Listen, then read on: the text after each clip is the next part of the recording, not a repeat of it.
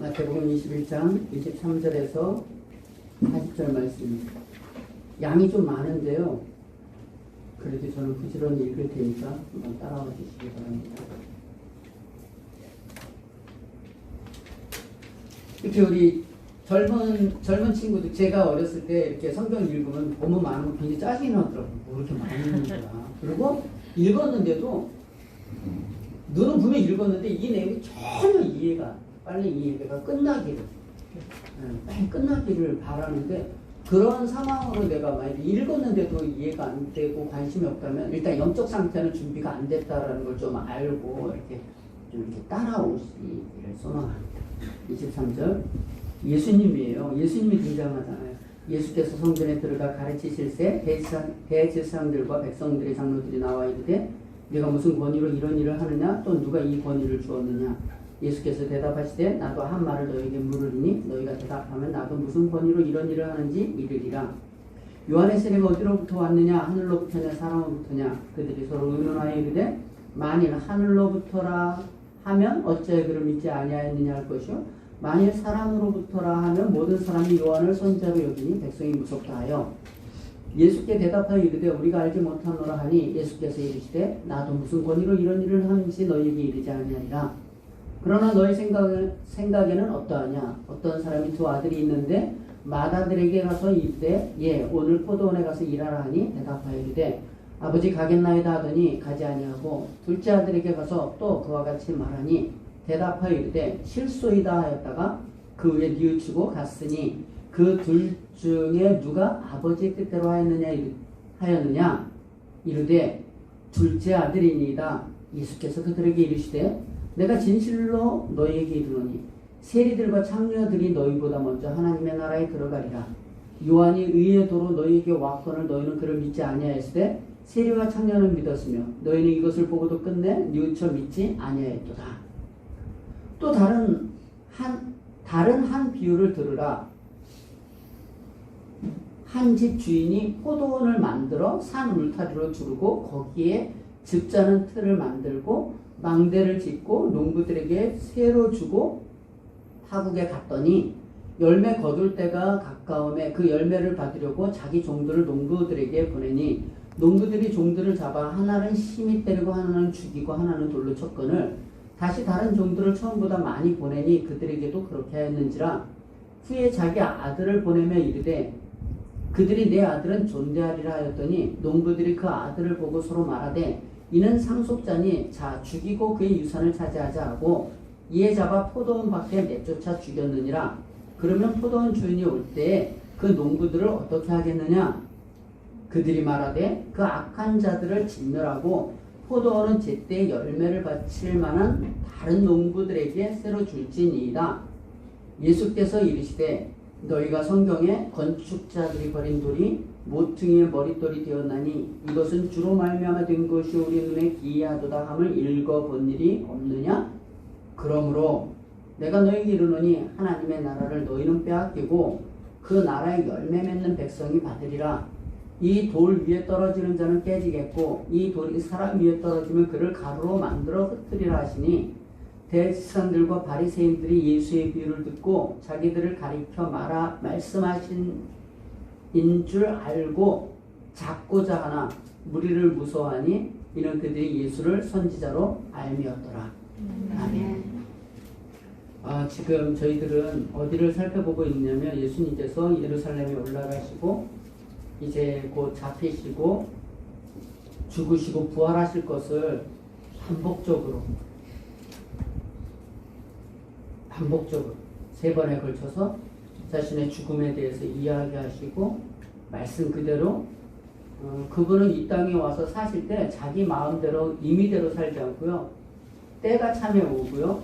때가 참에 세례를 받으시고요. 때가 참에 예루살렘에 이렇게 올라가시는 하나님의 때에 따라서 움직이는 일반 역사 속에 자기 마음대로 하지 아니하시고 때에 따라 움직이시는 그 역사 속에서 이제 잡히시기 바로 전에 고난의 한 주간, 그게 패션이라고 했잖아요. 패션은 고난, 순환이라는 뜻도 있지만 열정이라는 뜻이 있잖아요. 우리의 열정은 어떻게 보면 세상이죠. 근데 주님의 열정은 죽으심에 있다라는 그런 측면에서 지금 고난의 한 주간을 지금 그분이 가고 계시고, 지난주 앞에 내용을 좀 살펴보자면 성전에 들어가서 성전 정화, 성전 소란 사건, 성전을 다 둘러 엎으시는 그런 비둘기 파는 자, 환전하는 자의 상을 다 둘러 엎으시는 일을 통하여서 화를 낸 것이 아니라 화보다도 더 깊은 인간의 그 무지함, 율법과 성전을 통해서 하나님 앞에 나갈 수 없는, 그래서 예배의 회복이 아니라 성전 예배의 파기 선언을 선포하고 있다, 이렇게 이야기하고, 앞뒤 문장에 무화과 나무를 저주하고 마른 사건이라고 이렇게 표현을 했잖아요. 이게 굉장히 그냥 일반적으로 읽어보면 주님이 굉장히 성격이 괴팍하고 이상한 분으로 등장되어져 있지만, 주님이 그러한 일들을 하는 내용을 통해서는 유대인이 가지고 있는 입만 무성한 그들이 가지고 있는 형식과 예배로서는 하나님 앞에 나갈 수 없는 그것을 해결하는 그 주인공으로서 이렇게 오셨다. 여기까지 이렇게 살펴보았잖아요. 그러니까 어떤 행동을 할 때는 그 의도가 굉장히 중요해요. 우리들도 의도가 중요하다고 하잖아요. 하물며 인간도 내 마음을 그렇게 몰라? 이렇게 이야기하는 판인데 주님 마음을 그렇게 모르나 싶은 생각이 들고, 주님이 하는 행동을 육적인 눈으로 쳐다보면 성격 파탄자죠. 이상한 사람이죠. 자기 마음대로 하는 사람이죠. 그런 측면에서 성경을 다시 저희들이 이해해야 될 부분들이 있다라는 측면이 있고요. 그리고 그날 두 번째 날, 여기 보면은 오늘 내용이죠. 무화과 나무를 저주하고 마른 그 사건, 그날 성전에 들어가서 가르치시는 사건이에요. 오늘 보면 성전에 들어가서 예수님께서 가르치시잖아요. 모든 랍비나 이런 유대 지도자들은 성전에서 이렇게 말씀을 가지고 가르쳐. 우리들도 이렇게 교회 와서 말씀을 서로 나누고, 때로는 조금 더 아는 사람은 가르치기도 하고 이렇게 교제하는 것처럼, 당연히 랍비고 잘 아니까 성전에서 가르치는 일이 있었다는 거죠. 예수님께서 성전에 들어가 가르치실 때 그 사건의 내용은 화요일날 성전에 들어가서 예수님이 가르치실 때 도전이 오게 되는데요. 누가 도전하겠어요? 당연히 율법으로 상징되어지는 그 대제사장들과 장로들이죠. 백성의 장로들이 예수님의 행하는 일이 굉장히 상당히 불편한 거예요. 예수님이 하는 어떤 그 내용들이. 그래서 무슨 권위로 네가 성전을 저렇게 둘러 엎으며 무슨 권위로 무화과 나무를 이렇게 저주하며 마르게 하느냐, 이런 너가 하는 이 독특한 행동들이 무슨 권위고 누가 이 권위를 줬느냐, 이렇게 될 수 있는 거죠. 굉장히 뭐라 그럴까요?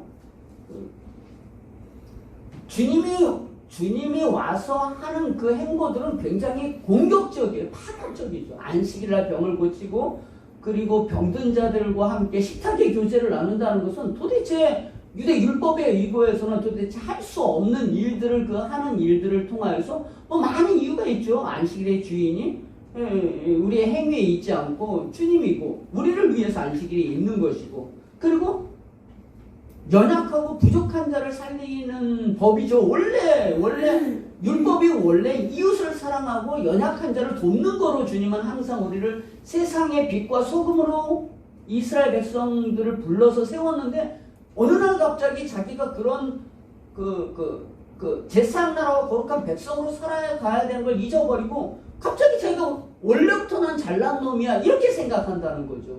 참 우리들도 충분히 그럴 수 있습니다. 이렇게 어렸을 때 이렇게 클 때는 참 겸손하고 연약하게 크는데, 어느 날 갑자기 이렇게 크면 원래부터 나는 큰 애다, 난 원래부터 대통령감이었다, 이렇게 생각하는 엉뚱한 행동을 하는 것처럼 그렇게 생각을 한다는 거죠. 그러니 교권주의자들이죠. 제사장들과 백성의 장로들이 무슨 권위로 넌 이렇게 하느냐, 이렇게 성전에 와가지고 이렇게 성전 예배를 다 뒤집어 엎는 이런 엉뚱한 행동들을 하는 너의 실력은 무슨 권위로, 누가 이 권위를 너에게 주었느냐. 굉장히 우리는 예수님 편이니까 이러한 버장말 없는 것들 그러지만 그때 당시 이해할 수 없는 거예요. 아주 보잘것없는 나사렛에서 온 보잘것없는 사람은 많이 따라다니기는 하지만 정말 저 틈만 나면 죽이고 싶어 하는 그 한 아주 평범한 사람처럼 보여지거든요. 그랬더니 예수님께서 이렇게 말씀하십니다. 예수님께서 대답하시되, 많이 읽으면요, 마치 예수님이 얘기하는데 거기 가 있는 듯 하기도 해요. 많이 읽어보니까 그렇더라고요. 예수께서 대답하시되, 나도 한 말을 너에게 물으리니, 주님께서 무슨 권위로, 누구의 권위로 이렇게 하느냐 그랬더니, 나도 좀 물어보겠다. 그러니까 누구의 권위다 이렇게 말씀하지 아니하시고, 나도 너한테 좀 물어보겠다 이렇게. 주님은 그런 표현을 많이 하시잖아요. 나도 한 말을 너에게 물으리니 너희가 대답하면 나도 무슨 권위로 하는지 내가 가르쳐 줄 것이고, 너희가 얘기하면 나도 안 할래. 뭐 약간 좀 독특한 그 궤변이에요.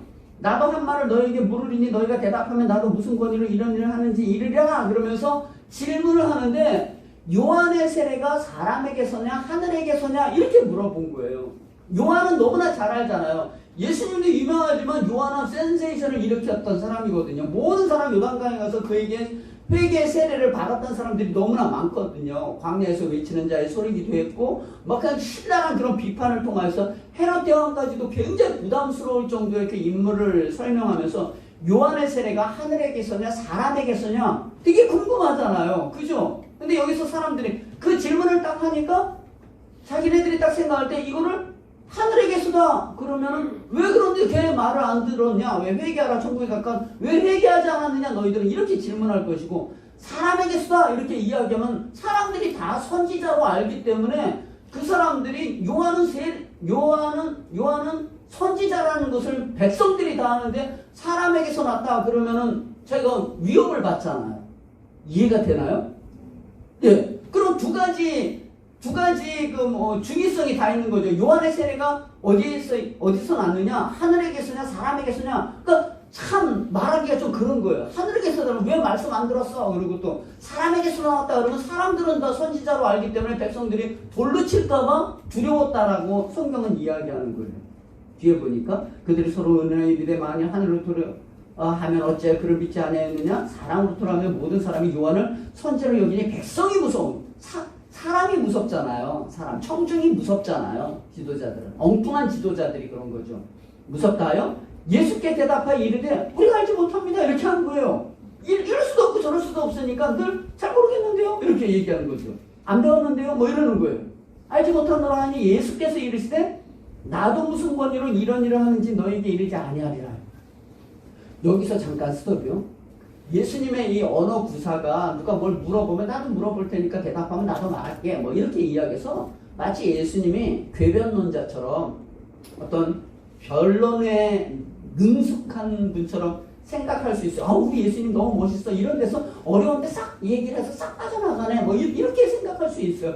우리 주님은 너무나 지혜롭습니다. 여러분 뭐 이렇게 이야기하면 설교는 완전 꽝으로 가는 거예요. 주님은 하나님이죠. 궤변론자가 아니에요. 누가 물어보는 것을 변증하는 사람이 아니에요.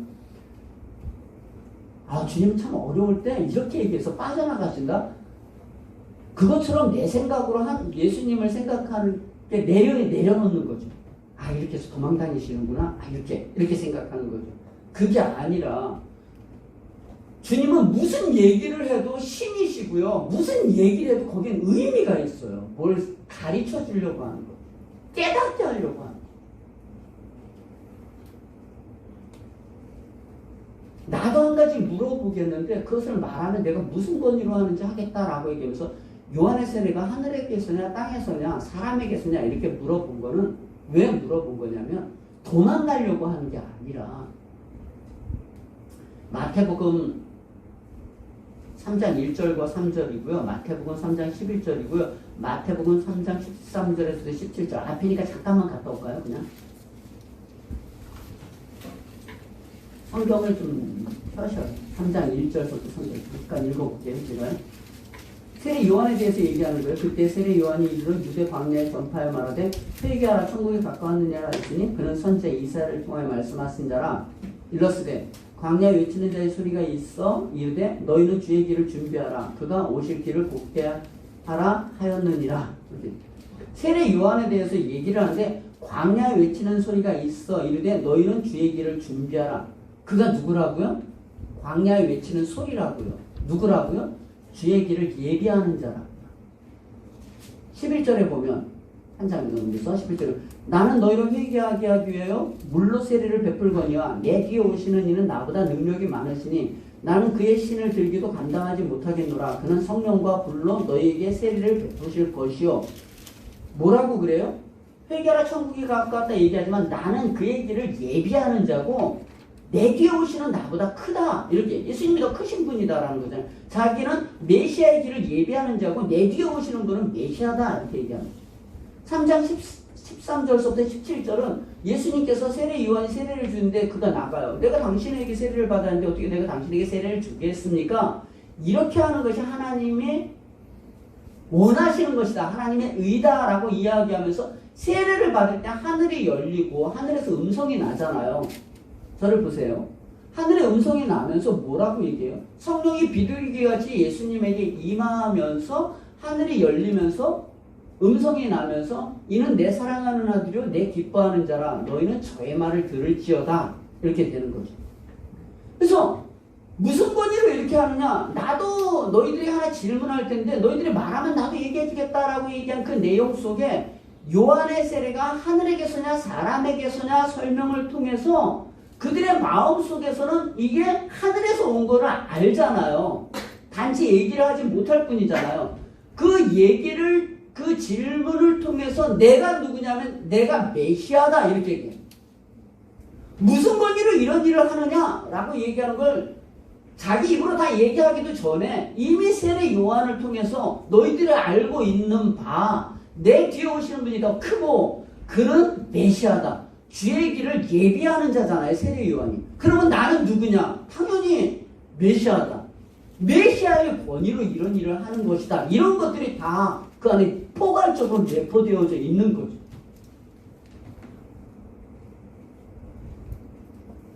그래서 우리가 알지 못하노라 했더니 나도 무슨 권위로 이런 일을 하는지 너에게 이르지 아니하리라. 이런 것들은 말싸움 해가지고 입 탁 틀어맞고 주님이 이겼다 이런 내용이 아니라 그들로 말미암아 내포하게 하는 나의 메시아 되심을 설명하는 거죠. 그러면서 이야기를 하다 보니까 제가 요한복음 8장 5절을 말씀 준비하다가 찾았거든요. 있나요? 이런 내용들을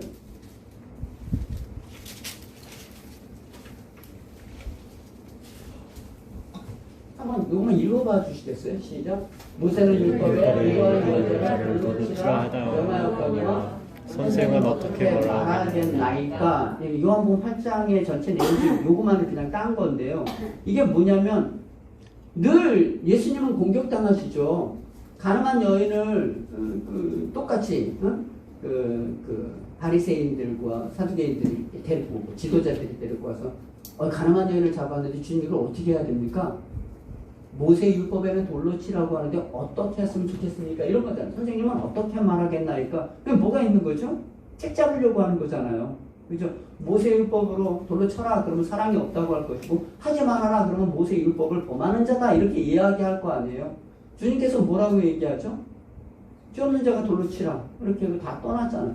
주님은 용서의 하나님, 사랑의 하나님, 물론 용서의 하나님인 거 맞아요. 그런데 거기에는 많은 내용이 있어요. 그냥 용서하자, 사랑하자 그러면 그럼 다 용서하고 다 사랑하는. 법이 없는 사랑은 그거는 그렇다고 사랑을 그게 되게 어려운 거예요. 주님이 뭐라고 그래요? 그 가늠한 여인한테 가서 뭐라고 그러죠? 나도 너를 정죄하지 않으니 다시는 이와 같은 죄를 범하지 말라 이렇게 얘기하는 거예요.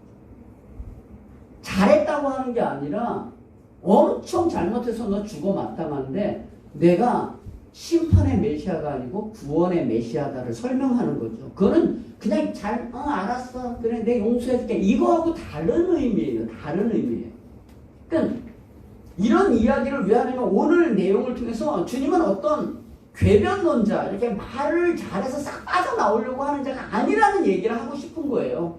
요한의 이야기를 통해서 자신의 메시아 되심을 드러내시고 무슨 권위로 누가 권위를 줬느냐? 내가 곧 하나님이고 내가 메시아다. 나는 죄와 사망 가운데 있는 자를 구원하러 오신 메시아다 설명하면서 오늘 양이 굉장히 많잖아요.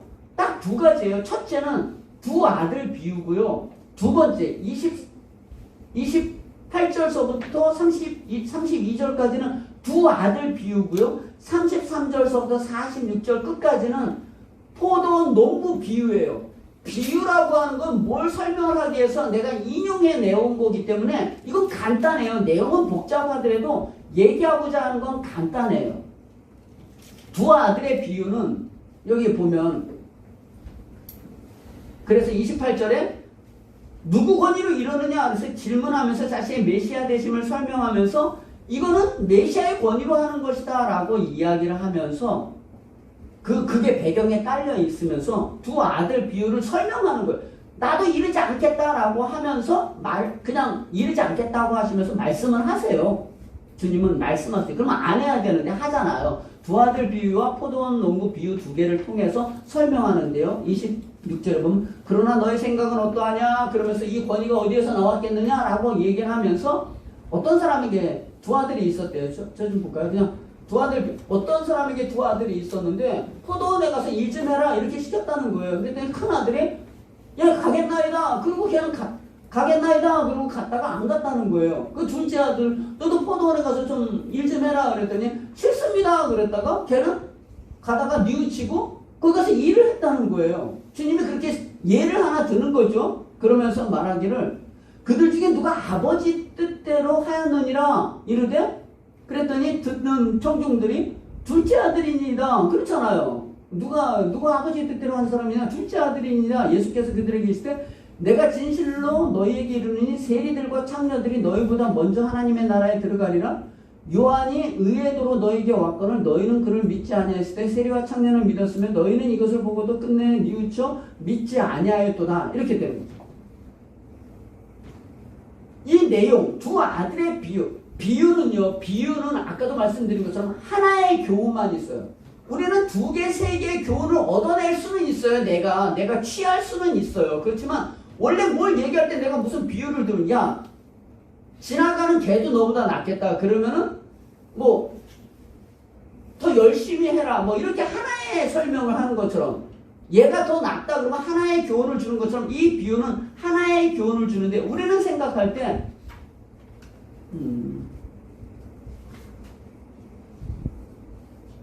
가겠나이다 그러고 안 가고 실소이다 그러고 뉘우쳐 간 사람을 통해서 신앙이라고 하는 게 말보다는 실천이 중요하다.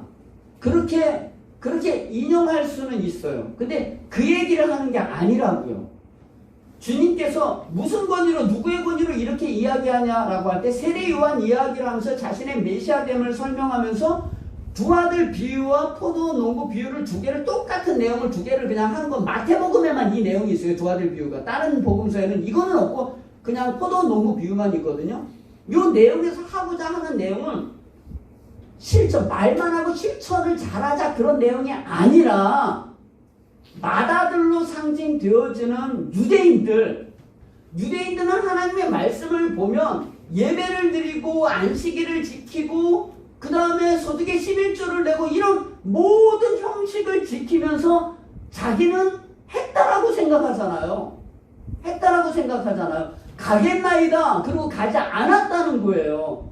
한다고 하지만 하지 않았다는 것을 주님께서 설명하는 거죠. 의미가 그렇다는 거예요. 의미가.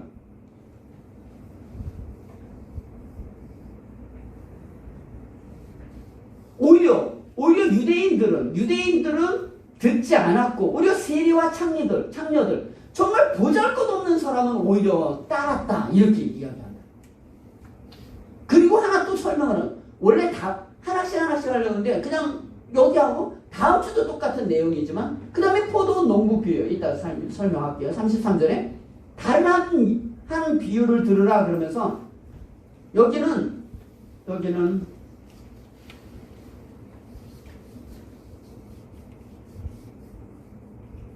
한 집주인이 거기는 어떤 아버지잖아요. 아버지가 큰아들과 작은아들에게 명령한 거고요. 그래서 큰아들로 상징되어지는 유대교가 하나님의 말씀을 따르지 않았다는 것을 설명하는 거고 여기는 한 집주인이 포도원을 만들고요. 보면 되게 잘 만들었어요.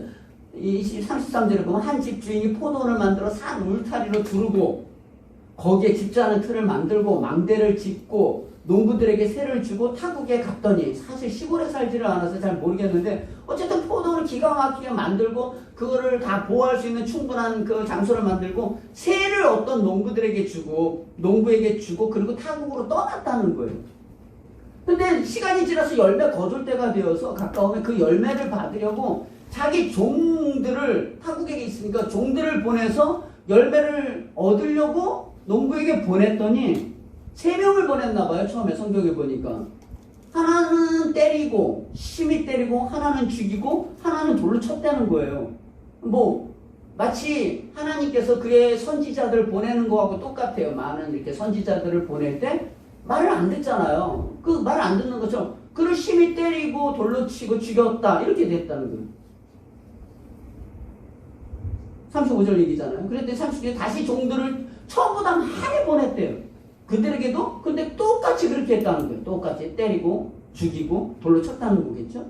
그래서 후에 자기 아들을 보내며 이르되 이 내 아들은 최소한 존대해야 할 것이다 이렇게 생각했다는 거예요. 마치 많은 선지자들을 보내고 예수님을 보내면서 최소한 존대하지 않겠나 뭐 이런 생각을 당연히 하셨겠죠. 물론 하나님은 그러지 않으셨겠지만 비유를 통해서 그 얘기를 하는 거죠.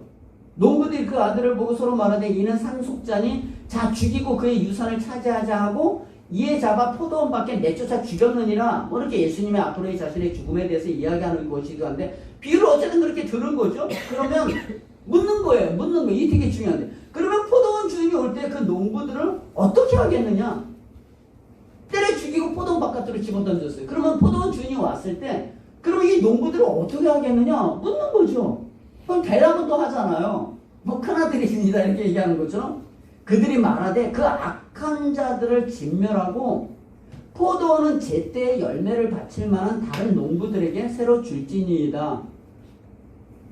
여기가 굉장히 좀 중요해요. 여기만 좀 이해를 좀 했으면 좋겠는데, 야 아들까지 그러면 주인이 오면 그거 어떻게 하겠느냐? 그랬더니 그걸 가만히 두겠어요? 걔네들 다 죽이겠죠. 그러면 다른 사람에게 주겠죠. 이렇게 다른 사람에게 주겠죠. 그러지 않고 그들이 말하되 그 악한 자를 진멸하고는 우리하고 좀 똑같은데 죽여버리겠죠. 뭐 주인이. 근데 포도원은 제때에 열매를 바칠 만한 다른 농부들에게 새로 줄지니이다. 저는 여기가 포인트라고 보는 거예요. 제때에 열매를 바칠 만한 다른 농부들에게 새로 준다. 그래서 열매를 맺자 뭐 이런 내용이 너무 빨리 가버리는데 그러지 말고요. 지금 다시 옵니다. 무슨 권리로 누구의 권리로 너 이런 일을 하느냐라고 이야기했을 때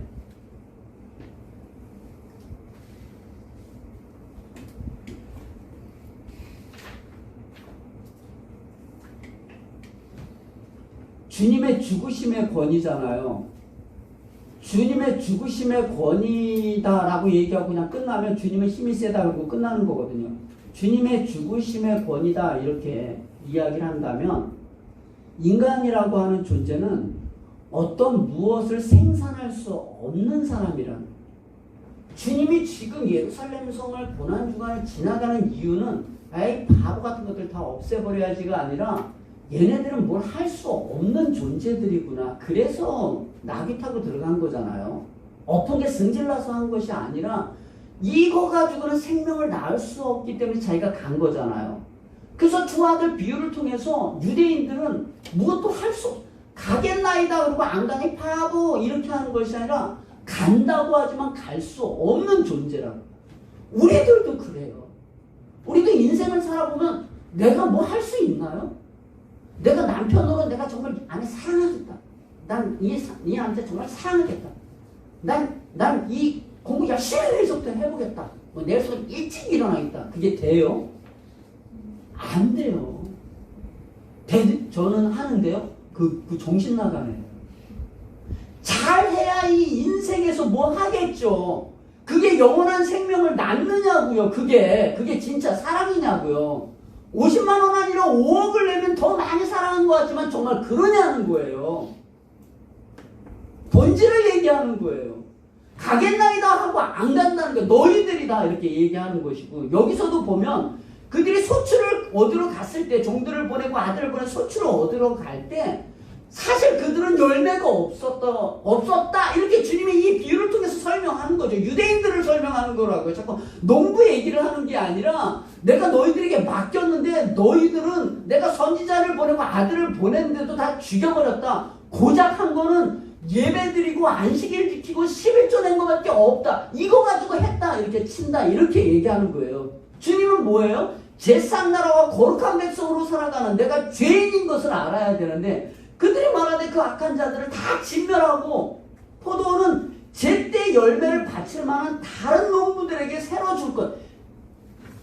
제때 열매를 바칠 만한 다른 농부들에게 준다는 거죠. 이건 새로운 책이에요. 새로운 책이에요. 그래서 예수님께서 그 이야기를 딱 듣고 제때 열매를 맺지. 여기 열매가 없었던 거죠. 많은 무성한 무화과의 가지처럼 예배는 드렸고 헌금은 냈고 봉사를 했는지 모르지만 그의 우월감으로 했다는 거죠. 우리는 천국 백성인 거고 저 이방인들은 죽어 마땅한 존재라고 이야기하는 그 행위를 많은 무성한 어떤 형식을 가진 걸 마치 자기가 열매라고 가지고 있는 거죠. 우리들도 이 세상에 살아나가면서 내가 가진 지식과 능력과 어떤 업적 같은 게 마치 열매라고 생각하는 거예요. 보세요. 저 어렸을 때부터 이렇게 신앙생활했고 성경을 이렇게 읽었고 제가 이렇게 교회를 7개씩이나 제가 지었어요. 제가 얼마나 선교를 많이 했는 줄 알아요? 이걸 열매라고 생각하는 거죠. 열매라고. 그래서 예수께서 이르시는 거예요. 42절과 43절. 왜 저들이 열매가 없어? 열매를 바칠 만한 다른 농부들에게 준다라고 얘기하는 이 표현은 열매를 맺는 사람들에게 준다는 건데 그래서 우리가 열매를 맺자 이게 아니라 우리는 열매를 맺을 수 있는 게 없어요. 우리가 잘하는 건 고작 돈 버는 거라고요. 고작 내 새끼 위하는 것밖에 하지 못해요. 그래서 예수께서 이르시되 너희가 성경에 그러면서 시편 118편 22절 23절을 인용해 오시거든요. 열어주세요. 이게 되게 중요한데요. 갑자기 이런 이야기를 하시는데 주님이 갑자기 시편 118편 22절 23절을 인용하는 것은 우리가 많이 들었는데도 알기는 알지만 또 모르잖아요. 뭐라고 그러는 거죠? 읽어보면 한번 요거만 읽어볼까요? 시작. 건축자가 버린 돌이 집 모퉁이의 머리돌이 되었나니. 네, 23절 보면 이것은 주로 성경에도 나와 있어요. 이것은 주로 말미암아 된 것이요 우리 눈에 기이하도다. 여기 보면 건축자의 버린 돌이 모퉁이의 머리돌이 되었나니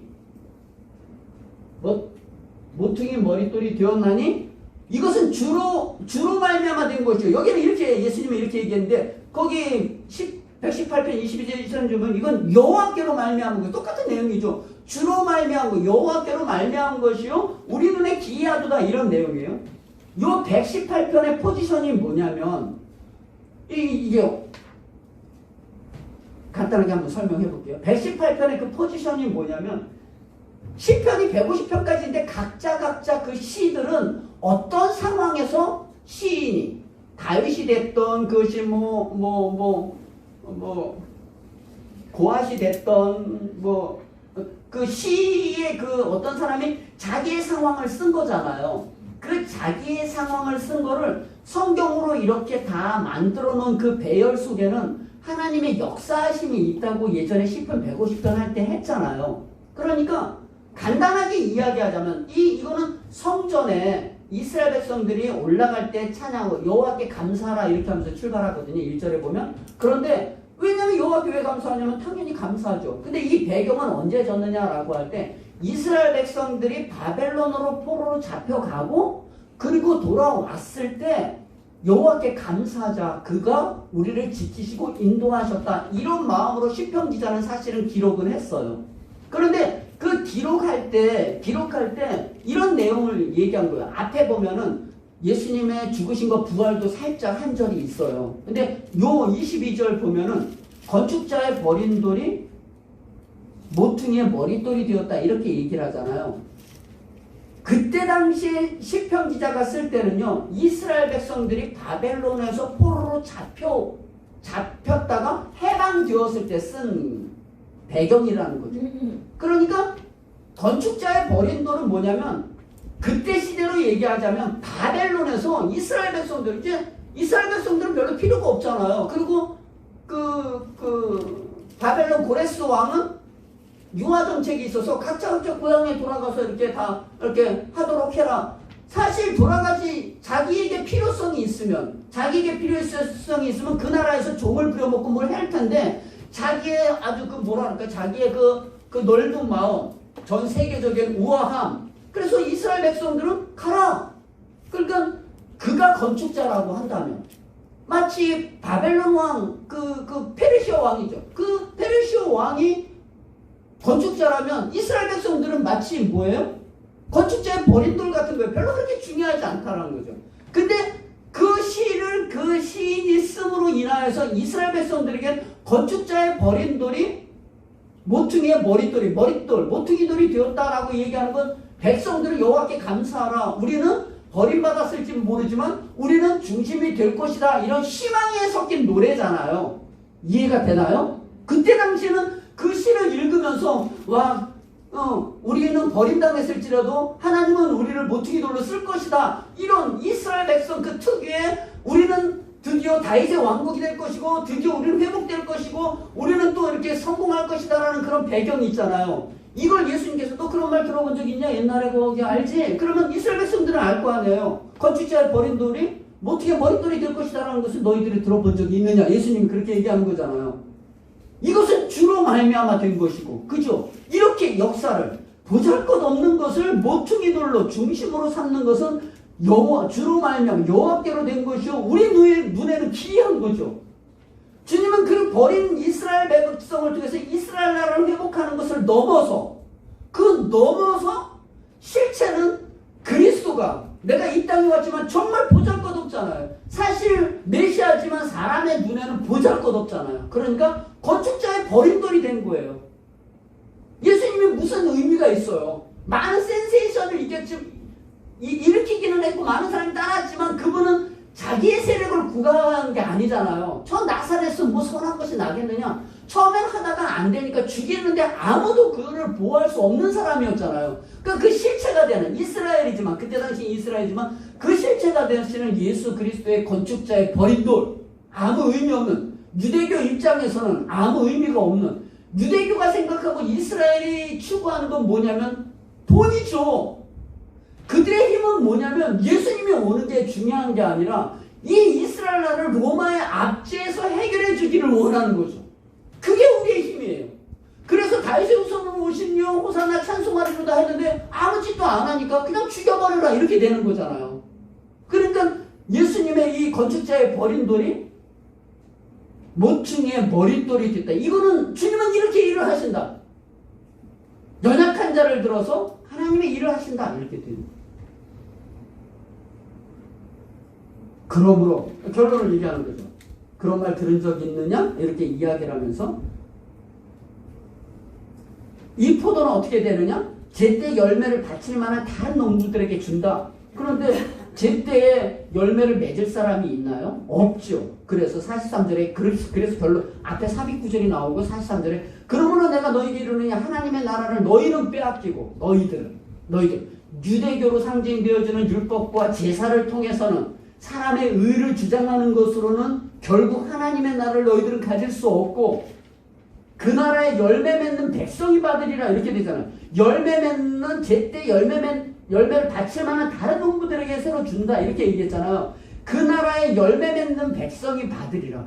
우리가 열매를 맺을 수 있나요? 본질적으로 안 되죠.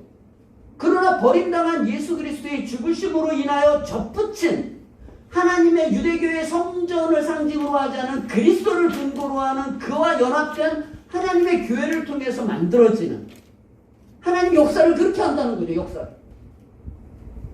그 나라에 열매 맺는 백성이 받으리라. 언어라고 하는 건요. 막 이야기하다 보면 그 스치면서 이해해야 돼요. 그러면서 44절에 이렇게 말씀합니다. 이 돌 위에 떨어지는 자는 깨지겠고 이 말씀이잖아요. 예수님이기도 하고 이 말씀을 들으면 유대교는 화가 나죠. 이 돌 위에 떨어지는 자는 뭐 그리스도이기도 하지만 복음이죠. 이 돌 위에 떨어지는 자는 깨지겠고 어떤 것들이죠?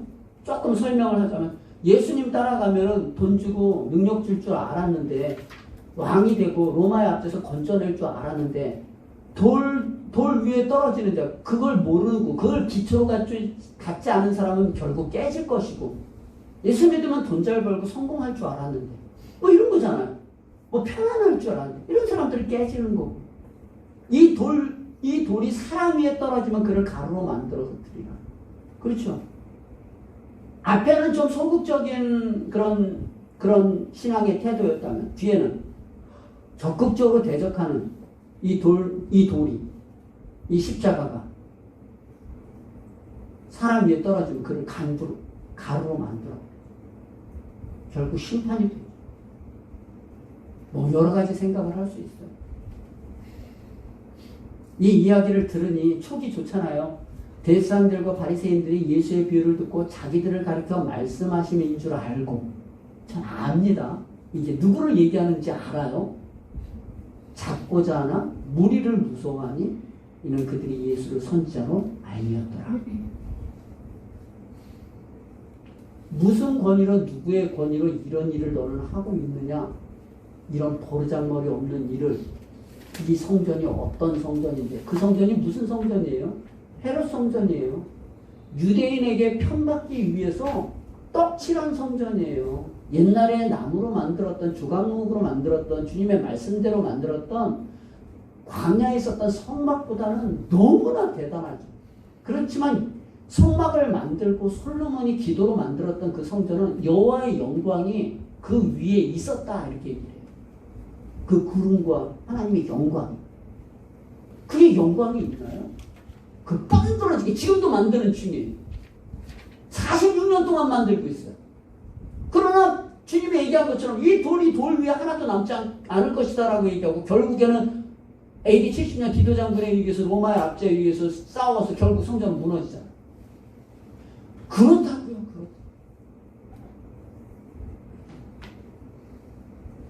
무슨 권위로? 주님의 죽으심의 권위죠. 주님의 죽으심.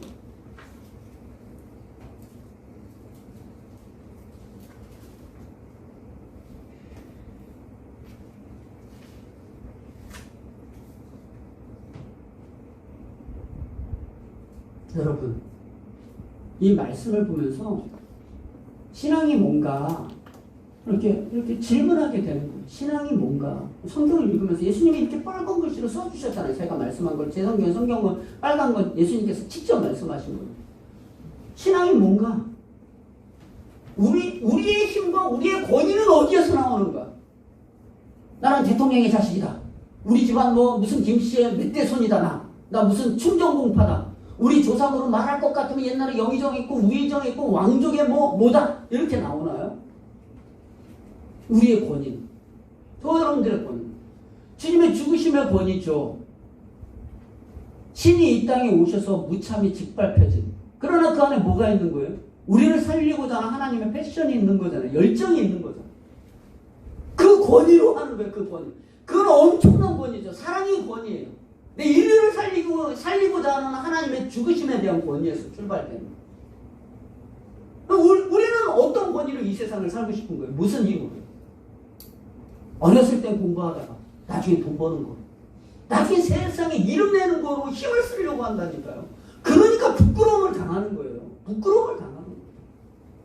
돌이 그 위에 떨어지면 가루가 된다니까요. 가루가.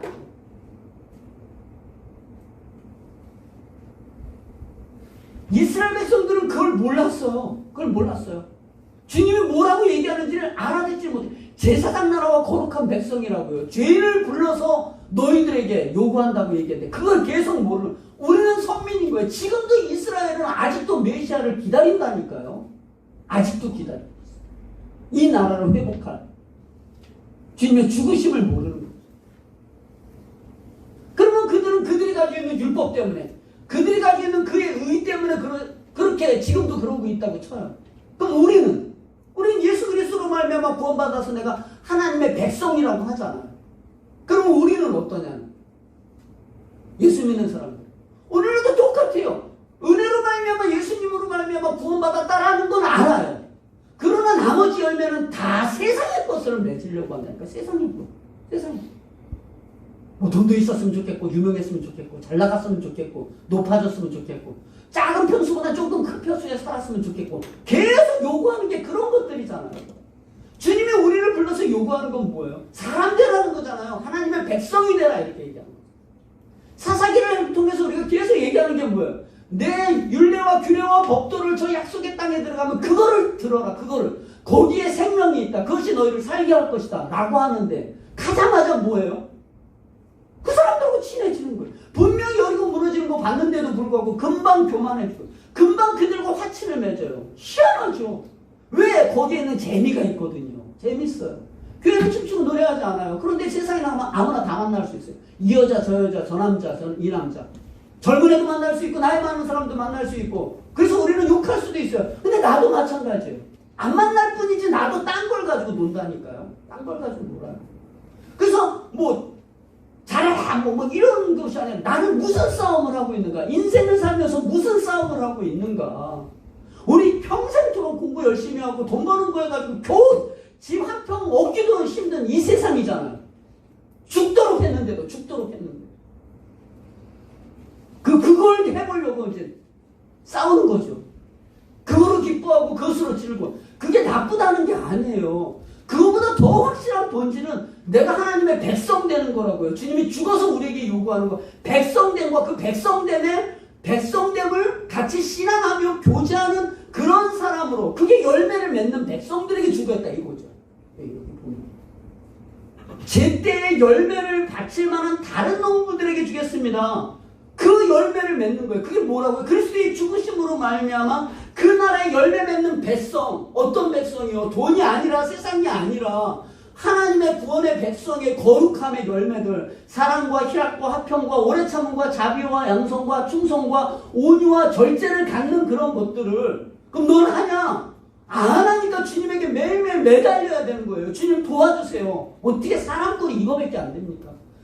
세상에 지혜는 있고 돈은 있고 막 이러는데 주님의 마음으로 변한 게 아무것도 없는 거예요. 제가 죄인됨을 모르는 거예요. 그게 무슨 얘기를 하겠어요.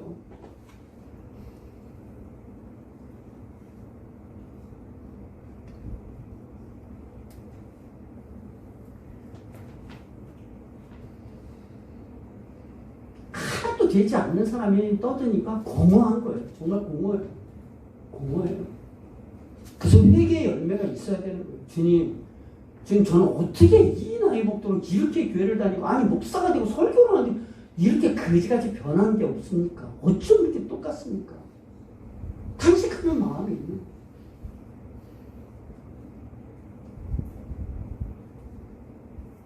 그래서 마태복음 6장 32절 34절 이렇게 그냥 성경에서 말씀하시는 거예요. 무엇을 먹을까 마실까 얘기할까 미워하지 말라고 그러잖아요. 그거 다 준다. 진짜 안 주는 것 같아서 힘든 거예요. 굉장히 안 주는 것 같아서. 그런데 이스라엘 백성의 40년 광야 생활을 보면 너희 신발이 너희 의복에 헤어진 적이 있냐? 없죠. 그럼 만나는 매일 떨어지는 거예요. 그날 가서 먹지 않으면 안 돼. 일용직인 거죠. 매일매일. 우리의 인생이 그래요. 일용직이라는 걸 알아야 되고 일용직보다 조금 더 있으면 감사해야 불안합니다. 너무나 불안해요. 이게 너무나 불안해요. 그런데 그것이 나를 살려요. 예전에 청년 대학교 애들 우리 저기 성덕교에 있을 때 아이들에게 제가 설교한 적이 있어요. 20살 때 22, 셋, 넷 막 이렇게 모였죠. 진짜 많이 모였어요. 열심으로 모였어요. 왜 모였는지 시간이 할랑해서 모였는지 아마 그게 굉장히 중요한 이유기는 하지만 그래도 믿음을 가지고 모였어요. 그래서 제가 그런 이야기를 했어요. 토요일날 오후 4시에 모여서 우리가 예배드리는 이 시간만큼이라도 너희들의 스케줄이 세상으로 가지 않을 것 같다. 이렇게 얘기했어요. 그렇잖아요. 토요일 오후 4시면 얼마나 예전에 토요일날 안 쉬는 때였잖아요. 그때 끝나고 거기를 온다는 건 만만한 게 아니죠. 그랬더니 한 청년이 저한테 와서 얘기하더라고요. 목사님 너무 우리를 저급하게 보시는 거 아니에요? 저희 때 그렇게 안 살아요. 그러는데 그렇죠. 그렇게 안 살죠. 그렇지만 정말 열매가 대단한가요? 열매가? 이렇게 꽉 누르려고 하는 것이 아니라 우리를 부르신 하나님의 부요함이 있다. 그래서 너희는 먼저 그의 나라와 그의 의를 구하라. 그리하면 이 모든 것을 너희에게 준다. 내일은 내일 염려할 것이요 한날 괴로움은 그날의 족하다. 그래서 하루를 사는 거예요. 매일 저 미래에 먹을 어떤 것 때문에 오늘을 굶고 살잖아요. 허리띠를 종일 매잖아요. 근데 오늘 갑자기 그 돈이 날아가 버려요. 딴 데로. 그럼 내가 먹으려고 했는데 내가 씹을 이빨이 없는 거예요. 내 수명이 벌써 끝나버렸어요. 오늘 지금 내가 사랑하는데 내가 오늘 하나님 앞에 예배를 드리고 오늘 만나는 사람과 즐거운 교제가 없는데 뭘 언제 미래 거를 기대해요. 그래서 우리는 이 열매를 맺는 일을 하는 거예요. 오늘 십자가의 열매와 순종의 열매와 고난과 또 때로오는 두려움의 이 열매를 주님을 의탁하는 열매를 맺는 것들이죠. 디모데후서 4장 1절서부터 8절 제가 읽고 마치는 겁니다. 디모데 후서를 그냥 쭉 읽었어요. 제가 지난번에도 말씀드린 것처럼 성경을 그냥 쭉 읽으세요. 그냥 마음을 가지고 이렇게 쭉 읽으세요. 주님의 죽으심으로 구원받은 하나님의 백성의 처지. 지금 디모데는 로마 감옥에 2차 투옥돼서 언제 죽을지 몰라요. 진짜 언제 죽을지 몰라요. 지금 시대하고는 정말 다르거든요. 그런데 계속 얘기해요. 복음과 함께 고난을 받으라. 그리스도의 좋은 군사가 되어라. 너희를 모집한 자를 기쁘게 해라. 진리의 지식에 너희들은 자라나가라. 얀네와 얀브레처럼 그렇게 유혹에 세상에 빠져나가는 사람들처럼 하지 말아라. 그러면서 4장 1절에 하나님 앞과 살아있는 자와 죽은 자를 심판하실 그리스도 예수 앞에서 그가 나타나실 것과 그게 나타나십니다. 그의 나라를 두고 나라 있습니다. 이미 지금 시작되었고 너는 말씀을 전파하라. 때를 얻든지 못 얻든지 항상 힘쓰라. 범사에 오래 참음과 가르침으로 경책하며 경계하며 권하라. 무슨 행사를 하려고 하지 마세요. 때 되면 데리고 오려고 하지 말고 그냥 하세요. 때가 이르니 사람이 바른 교훈을 받지 아니하며 귀가 가려워서 자기의 소욕을 따를 스승을 많이 두고 또 그 길을 진리에 돌이켜 허탄한 이야기를 따르리라. 저는 이 말씀을 보면서 바른 교훈 받지 않고 자기의 사욕을 따르고 허탄한 이야기. TV를 안 볼 수는 없는데 보면 진짜 우리 교회 저기 물이 잘 안 내려가가지고요. 물이 안 내려가가지고 걱정해요 제가. 그래서 저거 내가 너무 쓰레기 많은 걸 거의 내가 다 쓰는데 이건 내가 이거 망가뜨린 거 아닌가? 그래서 이제 보려고 한 건 아닌데 네이버 딱 치니까 확 뚫어줍니다. 그래가지고 확 뚫어준다니까 그냥 바로 클릭 들어가고 바로 김현옥 지사님에게 카톡 딱 보내려다가 참 여러 가지 한다 이 시간에. 그러니까 한 번 딱 끌려 들어가니까 폭 들어가고 그걸 일을 잘 처리해 줄 사람한테까지 내가 보내려고 하는 나를 보면서 참 우리가 그러지 않을 수가 없죠. 뱃살 빼준다면 모두 하잖아요. 어디서 돈 수익률 난다면 나도 모르게 그냥 훅 들어가지 않나요? 저만 들어가나요? 그리고 핸드폰 적어주면 알선해 주겠다고. 근데 거기까지 못 들어가는 거죠. 용기가 없어서. TV에서 타로점 치면 타로 그래 저것도 맞을 것 같아. 그래 구실에도 한번 해야 돼. 구실은 좀 옛날 거니까 안 하지만 변형해서 오는 거죠. 변형해서 자꾸. 그러나 너는 모든 일에 신중하여 근신하라는 거거든요. 삼가하는 거예요. 주님의 백성으로 삼가하며 고난을 받으며 전도자의 일을 하며 내 직무를 다하라. 우리의 직무죠. 전제와 같이 벌써 내가 부어지고 나의 떠날 시각이 가까웠도다. 나는 선한 싸움을 싸우고 나의 달려갈 길을 마치고 믿음을 지켰으니 이제 후로는 나를 위하여 위에 면류관이 예비되었으므로 주 곧 의로우신 재판장이 그날에 내게 주실 것이며 내게만 아니라 주의 나타나심을 사모하는 모든 자에게니라. 아멘. 주의 나타나심과 그 나라를 향해서 가고 계신가요? 그렇게 가시고요. 그렇게 가는 열매들이 있어요. 거기는 회개의 열매도 있고 좌절의 열매들이 있어요. 우리 연약함의 열매들이 있어요. 그 모든 것들을 갖는 자가 하나님의 나라를 상속한다 이렇게 말씀합니다. 우리의 자리죠. 신앙의 변화가 있고 믿음의 싸움이 저와 여러분들이 있기를 소망합니다. 기도하겠습니다. 사랑하시는 하나님 아버지, 무슨 권위로 누가 이 권위를 줬느냐?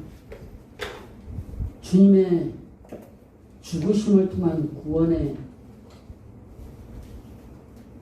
주인공은 오직 그가 죽지 않으면 해결할 수 없는 하나님께서 그에게 명령한 그 하나님의 권위, 죽으심의 권위로 이 일을 하고 있으면 그가 말씀하고 있어요. 저들을 책망하고자 함이 아니요, 어쩔 수 없는 절망과 좌절 속에 있을 수밖에 없는 자들을 향한 건축자의 버린 돌이 모퉁이 돌 되게 하시며 오히려 그가 죽으심으로 말미암아 새로운 하나님의 공동체인 교회를 만들고자 하는 그 힘으로 주님이 이 사역을 감당합니다. 똑같이 그리스도가 우리의 주인이라고 한다면, 그가 우리의 머리가 된다면 우리들도 동일하게 우리의 세상적인 돈과 지위와 힘의 권위가 아닌 오직 그리스도의 죽으심의 권위와 십자가를 지는 권위로 우리 인생을 살아가는 믿음의 백성들이 되어줄 수 있도록 은혜 도하여 주시옵소서. 감사드리며 우리 주 예수 그리스도의 이름으로 기도하옵나이다.